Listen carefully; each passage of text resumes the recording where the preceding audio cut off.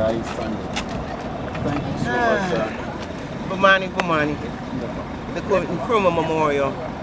Very historic site. We honor the legacy of Dr. Kwame You look like you've Nkrumah. never been here before.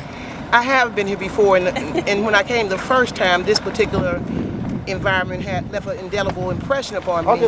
And I had to go back home and do some more reading, some serious reading on the autobiography of Kwame Nkrumah and other works of Kwame Nkrumah to really get a sense of not just the structure, but who this being is that is really calling us home, who is the primary foundation layer of us coming, you see. So we honor the legacy of Dr. Kwame Nkrumah, and we thank those who came as a result of him coming to the United States, to Lincoln University. Absolutely, and while you're talking, we're going to proceed. Coming to become the first president of Ghana, and then Malcolm X and Maya Angelou and all those that came after him as a result of his presence.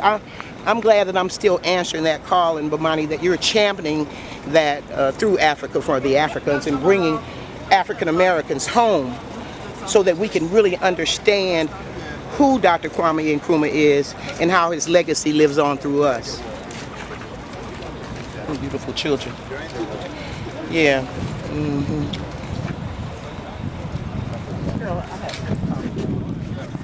Righteous. Greetings, my brother. Greetings. Greetings, everybody.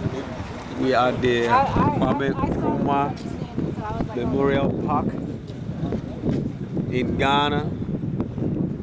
So as we're going closer, we're about to hear a lot about Kwame Nkrumah. Thank you.